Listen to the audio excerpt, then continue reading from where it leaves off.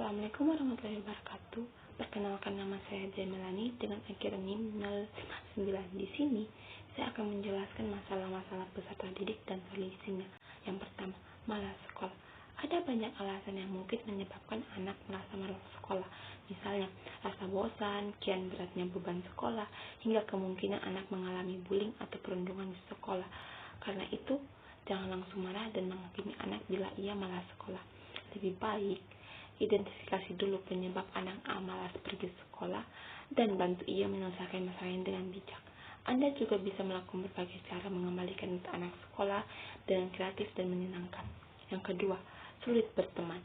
Bisa saja anak-anak mengalami kesulitan berteman dan kurang luwes bergaul, entah karena ia pemalu, tidak percaya diri, atau sikapnya yang barangkali tidak disukai teman-temannya. Bantu anak mengembangkan kerjasama sosial agar ia dapat mudah berteman dengan banyak melibatkan di kegiatan-kegiatan kelompok.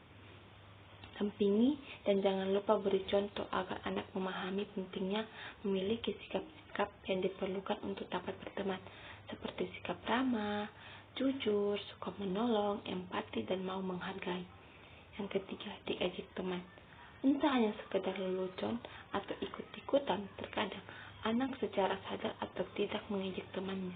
Misalnya, memanggil julukan yang tidak pantas, hingga mengucapkan kata-kata kotor yang ditujukan pada anak.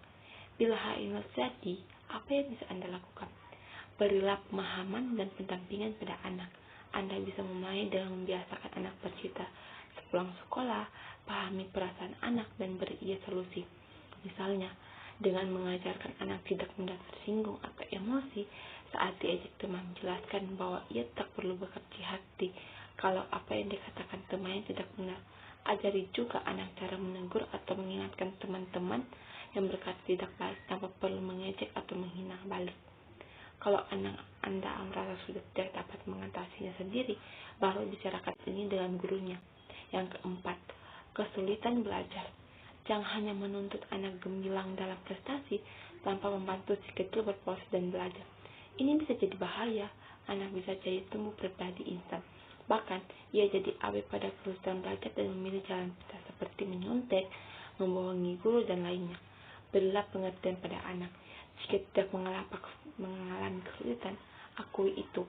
Mintalah anak menerangkan apa yang ia keluhkan. Mengapa bisa sulit, dan bantu anak bisa bersama-sama mencari solusi. Dan jangan lupa mengapresiasi anak ketika berhasil menyelesaikan kesulitan belajarnya ya.